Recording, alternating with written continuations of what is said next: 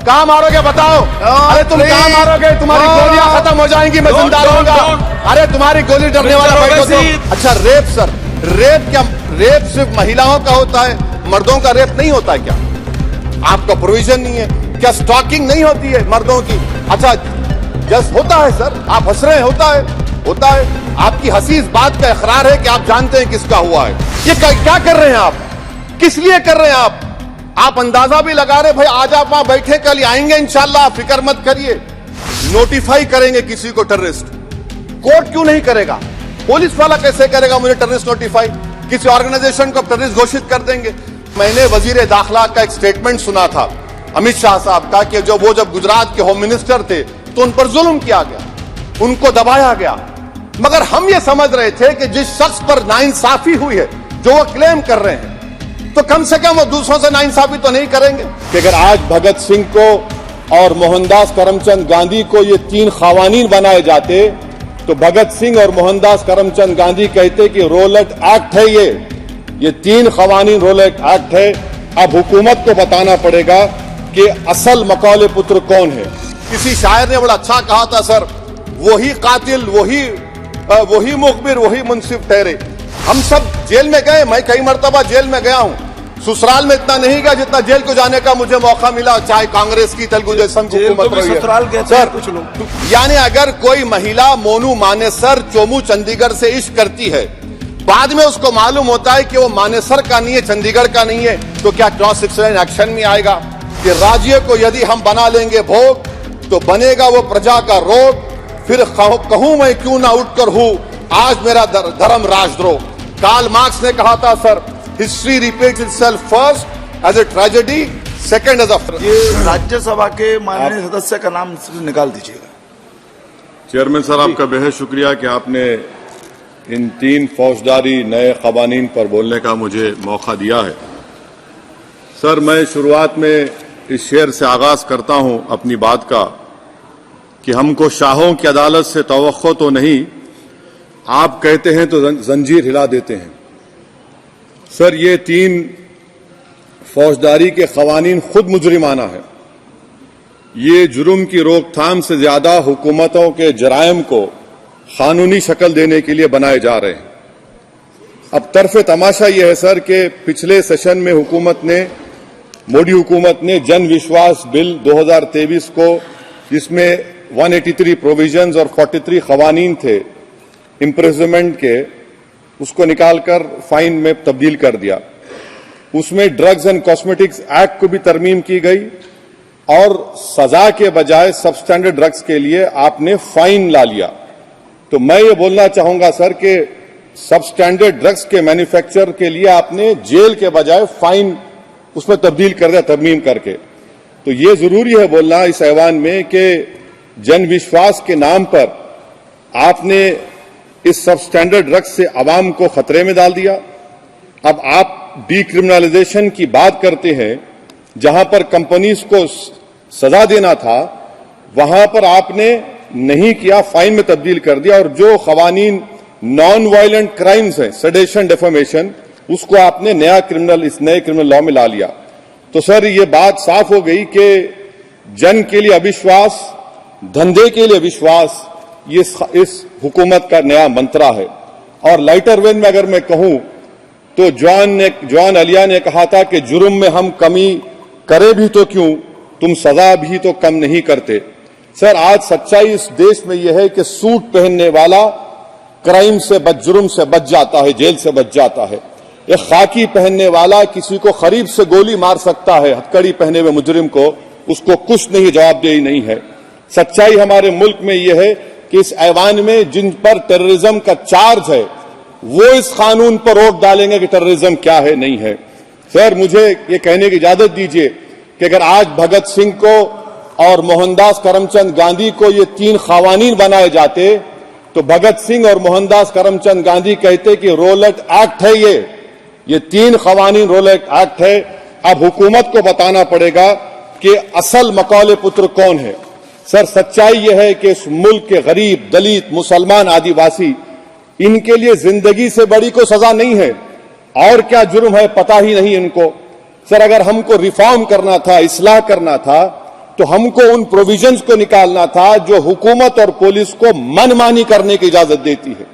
हमको वो प्रोविजंस को निकालना था कि जो मंत्रियों को और पुलिस को ये मौका मिल जाता है लोगों को सालों जेल में रखने का, उन पर कोई जुर्म पर साबित नहीं होता। हमको यह करना चाहिए था कि जो प्रोसिक्यूटर होता है वो फैब्रिकेटेड एविडेंस डालकर ताकतवरों को अपनी ताकत की बुनियाद पर उनको छूट दे देता है। हमने वो काम नहीं किया। आज हमारे वतन अजीज भारत में सबसे ज्यादा अंडर ट्रायल अगर कोई है जेलों में तो मुसलमान, दलित, आदिवासी हैं। सर, इनका कन्विक्शन रेट देख लीजिए आप। एनसीआरबी का डेटा है 2017 से 21 का 20% अंडर ट्रायल मुसलमान है, 16% कन्विक्शन है और मुसलमानों की आबादी 14.2% है। प्रिवेंटिव डिटेंशन यदि जिसको इस्तेमाल किया जाता है जुडिशियल प्रोसेस को सबवर्ट करने के लिए और फेयर ट्रायल को सबवर्ट करने के लिए, आज भारत की जेलों में 30% डेटेन्यूज मुसलमान है। उत्तर प्रदेश में 2017 में 33% मुसलमान डेटेन्यूज थे। आज 83.9% उत्तर प्रदेश की जेलों में मुसलमान डेटेन्यूज है। सर, एक और मिसाल दे रहा हूं, सीएसडीएस की रिपोर्ट है, थिंक टैंक है बहुत बड़ा, जो कहता है कि they have found substantial prejudice against Muslim police force. Bihar, Maharashtra, Uttarakhand, Jharkhand, 2/3 of the surveyed police personnel believe that Muslims were more inclined to violence than members of the communities. ये empirical evidence है। इसी रिपोर्ट में कहा गया कि 35% जिन पुलिस के अहदेदारों का सर्वे किया गया उन्होंने मॉब वायलेंस को नेचुरल करार दिया, खास तौर से उन केसों में जहां पर काउ स्लॉटर होता है। सीजेपीएपी का इन्वेस्टिगेशन रिपोर्ट है सर कि कोविड-19 के दौरान जिन लोगों 25% मुसलमानों का अरेस्ट किया गया था, ये बायसनेस नहीं है तो क्या है। मध्य प्रदेश में मुसलमान 7% के करीब है और 21% मुसलमानों का नाम सर एफआईआर में डाल दिया गया था। सर, प्रोजेक्ट 39 ने, नेशनल लॉ यूनिवर्सिटी ने उन लोगों का सर्वे किया जिन पर सजाए मौत दी गई। हैरत अंगेज बात यह है कि सर 76% बैकवर्ड क्लास, दलित और रिलीजियस माइनॉरिटी से ताल्लुक था। कितने दलित और एसटीज डेथ रो पर हैं सर? महाराष्ट्र में 50%। कितने मध्य प्रदेश में है सजाए मौत के? 36% दलित और आदिवासी। कर्नाटका में 36%, बिहार में 31%, झारखंड में 30%, गुजरात में 19 लोग जो सजाए मौत के इंतजार में हैं, 15 मुसलमान हैं। केरल में 60% जो सजाए मौत के मुलजिम है रिलीजियस माइनॉरिटीज है। सर, आखिर इस देश में कब तक ये चलता रहेगा कि अनस्पोकन रिजर्वेशन उन लोगों के लिए उनके पास पूरा पॉलिटिकल पावर है और एक अनस्पोकन रिजर्वेशन है दलित, मुसलमान, आदिवासियों के, इनको जेल में रहना पड़ता है। कि आखिर ये कैसे मुमकिन है सर कि आलाजात के जो अक्सरियती तबके के लोग हैं उनके पास सियासी ताकत है, माशी ताकत है, सोशल ताकत है और मुसलमान और दलित आदिवासी जेलों में पड़े रहते हैं। अरे अगर आप 3 कानून लाकर इस्लाह कर रहे हैं तो कौन सा इस्लाह है? आप तो ताकतवरों का रिफॉर्म कर रहे हैं, गरीबों को इससे क्या फायदा हो रहा है? तो जैसा अंग्रेजी में कहा गया था कि the cure is dangerous than the disease. Sir अब आप आ जाइए BNSS पर, क्लॉज 187 डिटेंशन का पीरियड देख लीजिए सर 187(3) में, यानी 15 दिन से ज्यादा आपको मुश्किल है प्रेजेंटली। अब आपने प्रोविजन दे दिया कि 90 दिन तक आप कभी भी 5 दिन का, 6 दिन का, 10 दिन का, यानी 90 दिन तक किसी को बेल नहीं मिलेगी। और हैरत अंगेज बात यह है कि यूएपीए के कानून में जिसको जेल में डाला जाता है यूएपीए में 30 दिन के बाद एक सुपरिटेंडेंट ऑफ पुलिस को कोर्ट में एफिडेविट देना पड़ता है कि क्यों आप पुलिस कस्टडी ले रहे हैं जेल से। आपने वो भी निकाल दिया। यानी जिस किसी को भी आप इस कानून में अरेस्ट करेंगे, यूएपीए से ज्यादा मैं 90 दिन जेल में रहूंगा। और कौन रहेगा जेल में? मुसलमान रहेगा, दलित रहेगा, आदिवासी रहेगा और बेल उसको नहीं मिलेगी। तो ये खुद सुन लीजिए तो यानी कन्विक्शन नहीं होगा, ना बेल मिलेगी क्योंकि पुलिस कस्टडी है। ये कानून में है सर, आप मुझे करेक्ट कर सकते हैं। अच्छा, डीके बासु के गाइडलाइंस को आपने अडॉप्ट नहीं किया। क्लॉज 53(1) आप ये भी नहीं कह रहे कि भाई कौन उसको एग्जामिन करेगा, तो discretion of the medical practitioner. अरे आप ये पुलिस में जब जाते हैं तो पुलिस इतनी खातिर तवाज़ो करती है कि तलवों से लेकर जिस्म तक पूरे निशानात उसके जिस्म पर रहते और आप कह रहे हैं कि मेडिकल प्रैक्टिशनर डिस्क्रेशन करेगा तो होगा। अब आप आ जाइए सर इसके ऊपर, आपको बता रहा हूं सर। अब आप देखिए क्लॉज 187 तो आपके सामने जिक्र कर दिया मैं सर। अब आप देखिए क्लॉज 472 मर्सी पिटीशन, आर्टिकल 79 और 161 का कॉन्स्टिट्यूशन का हिस्सा है, और ये आप कानून लाकर कहती हैं कि उसकी तरफ से मर्सी पिटीशन डालेगा तो कन्विक्ट, लीगल है, अदर रिलेटिव। सर जो सजाए मौत काटेगा वो तो आधा पागल हो जाता है जेल में, आप थर्ड पार्टीज को मौका नहीं दे रहे। ये कौन सा इंसाफ है बताइए आपका, ये कौन सा इंसाफ है आपका? और फिर सर आप ये बताइए कि थर्ड पार्टीज को बाहर कर रहे हैं, अच्छा कितना टाइम आप दे रहे हैं, कितना टाइम आप दे रहे हैं कि सुप्रीम कोर्ट के रिजेक्शन ऑफ एसएलपी के बाद 30 दिन और गवर्नर के रिजेक्शन के बाद 60 दिन। ये कैसा इंसाफ होगा सर? सुप्रीम कोर्ट ने कहा कि multiple mercy petitions can be filed, आपने उसको भुला दिया। अच्छा सर अब आप एक और बात देख लीजिए, क्लॉज 479 में ये कहते हैं कि अगर कोई डिटेंशन पीरियड अपना 1/2 ऑफ द क्राइम जो ऑफेंस का पूरा कर लिया तो उसको बेल मिलेगी। आप तो उसको और खतरनाक कर दिए। आप ये कहते हैं, उसमें ये कहते हैं सर, यहां पर आपने कह दिया क्लॉज 187 में, सॉरी सर, ये डिटेंशन मल्टीपल क्लॉज 479 में अगर एक से बढ़ के ज्यादा ऑफेंस होगा या ऑफेंस होगा लाइफ इंप्रिजनमेंट का या पेंडिंग होगा तो उसको बेल नहीं मिलेगी।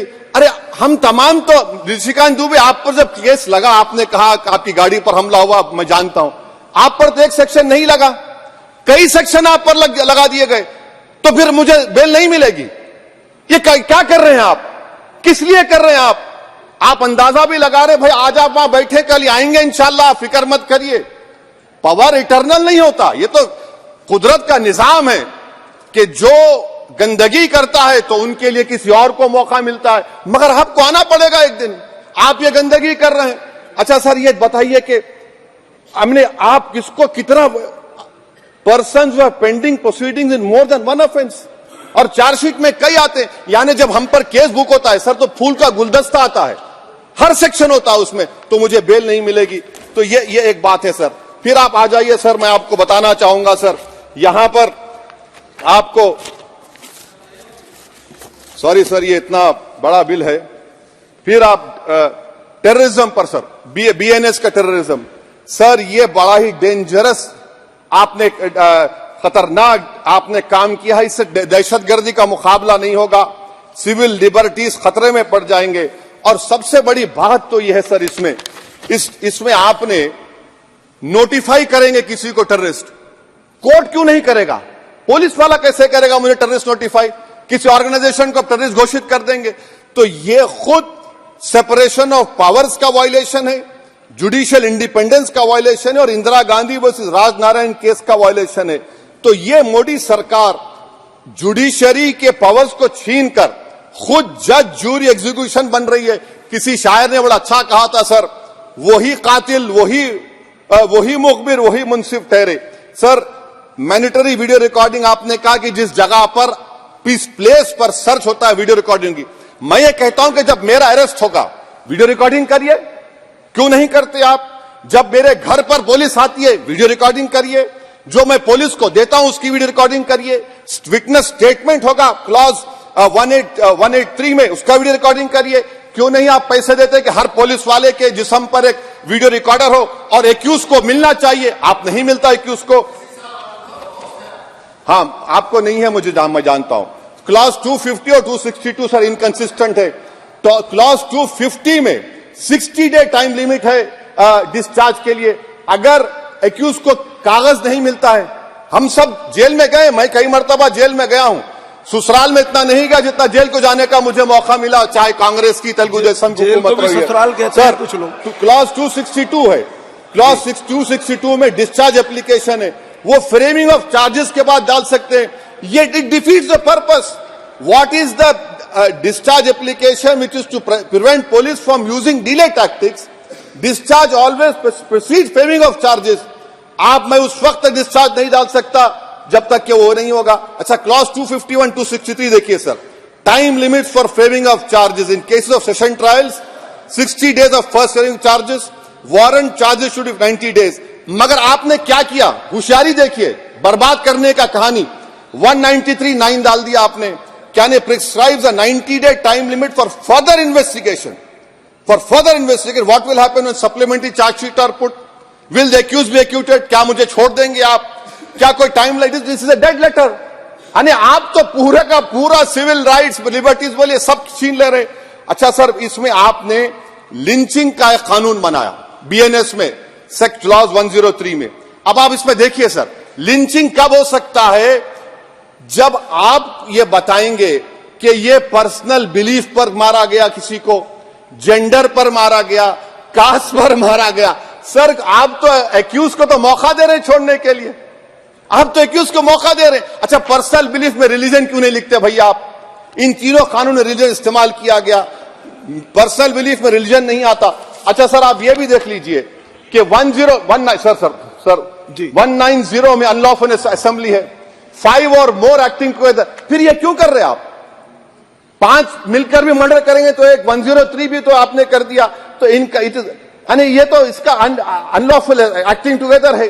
अच्छा सर, मैं आपको बताना चाहूंगा, आपके ये बीएनएस का 172(2) आप देखिए कि पेटी केसेस में when the occasion is past, किसका मतलब क्या है? व्हेन द ओकेजन होगा क्या सर? अब हम चुनाव लड़ते तो जो हमारा जो पार्टी अपोजिंग रहती है वो कहती है कि अब इनके 25 लोगों को 50 लोगों को गिरफ्तार कर लो, गिरफ्तार कर लेते मेरे बूथ के एजेंट्स को, और बोल रहे व्हेन, उसमें आप लिख रहे क्या है? When the occasion is past, माने पास हो जाएगा पोलिंग के 5 बजे छोड़ देंगे।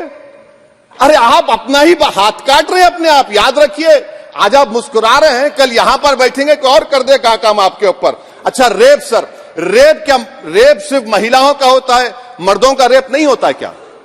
आपका प्रोविजन नहीं है क्या? स्टॉकिंग नहीं होती है मर्दों की? अच्छा जस्ट होता है सर, आप हंस रहे हैं, होता है। आपकी हंसी इस बात का इकरार है कि आप जानते हैं किसका हुआ है। तो justice JS Verma sir, justice JS Verma का जेंडर न्यूट्रल बनाइए।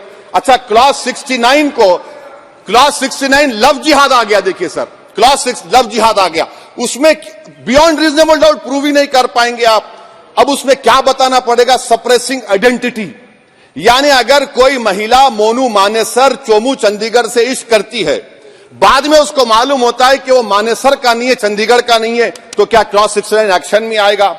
आप बताइए कि अच्छा अगर कोई ये कहेगा कि मेरा नाम, कुछ नाम है, कई कुछ नाम होता है जो कॉमन नाम होता है मुसलमानों में, दीगर मज़ाहिब में, तो क्या वो सेक्शन अप्लाई होगा? ये क्या आप कर रहे हैं? अच्छा, आपने अडल्ट्री को निकाल दिया, आपने होमोसेक्सुअलिटी को निकाल दिया, तो ये कंसेंशुअल सेक्सुअल रिलेशन जो 18-20 साल के ऊपर के लोगों में करते हैं, मैं इसका खिलाफ जरूर हूं मजहबी एतबार से, मगर आप क्यों उनकी ऑटोनॉमी को रोकना चाहते हैं? अच्छा सर, सेक्शन क्लॉज 1093 बीएनएस का, आपको it does not require knowledge और intention part of person facilitating commission of organise crime. ये मैं 5 मिनट दीजिए सर। सर बीएनएस का अब सेडेशन पे देख लीजिए, सेडेशन को आपने दोबारा ला लिया, लफ्ज सेडेशन इस्तेमाल नहीं किया आपने। 3 साल से 7 साल आपने सुप्रीम कोर्ट को अंडरटेकिंग दी थी कि प्रोविजन नहीं लाया जाएगा। तो चेयरमैन सर, यहां पर हिंदी के एक बहुत मशहूर कवि का वो शेर मुझे याद आ रहा है, मैथिली शरण गुप्त का, कि राज्य को यदि हम बना लेंगे भोग तो बनेगा वो प्रजा का रोग, फिर कहूं मैं क्यों ना उठकर हूं आज मेरा धर्म राजद्रोह। कार्ल मार्क्स ने कहा था sir, history repeats itself first as a tragedy, second as a Fars.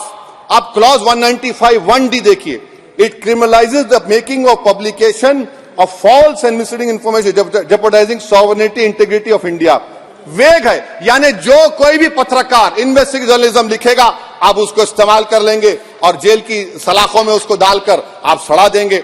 Sir मैं आपको और एक बात बताना चाहूंगा कि रैश एंड नेग्लिजेंट एक्ट जो आईपीसी में था 2 साल थे, 304, आप उसको बढ़ाकर 5 साल कर दिए 1061 में, बीएनएस 1 में। और rash and negligent driving 304 IPC में था 2 साल की सजा, आपने 10 साल कर दिया। यह क्रिमिनल जुरिस्प्रूडेंस का हिस्सा नहीं है। अच्छा, क्रिमिनल ऑर्गेनाइजेशन उत्तर प्रदेश में यूपी गैंगस्टर एक्ट में एक चार्जशीट में गैंगस्टर एक्ट लगता। सर आप बताइए फिर यूएपीए का क्या होगा, पीएमएलए का क्या होगा, महाराष्ट्र मकोका क्या क्या होगा, गुजरात के कोका क्या क्या होगा। आप ये सब कानून रख रहे हैं और एक पुलिस वाले को आप ये तमाम कानून की इजाजत देंगे। याद रखिए, जिंदगियां बर्बाद करने का काम आप कर रहे हैं और सबसे बड़ा इसका नुकसान होगा। किसका नुकसान होगा? दलितों का, मुसलमानों का, आदिवासियों का।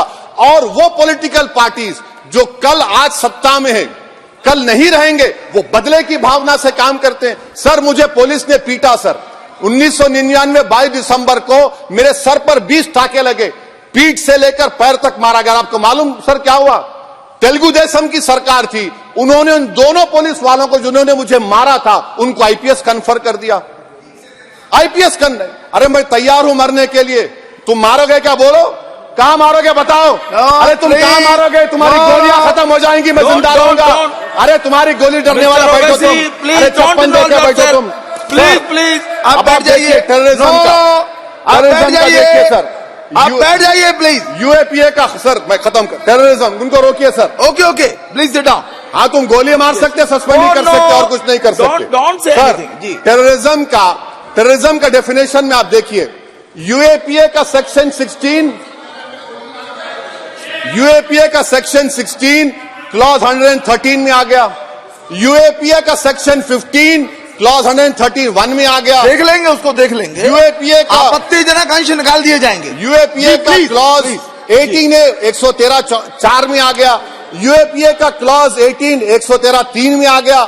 यूएपीए का क्लॉज 20 113 5 में आ गया। यूएपीए का सेक्शन 19 113 6 में आ गया। अरे भाई साहब, फिर क्या बचा है?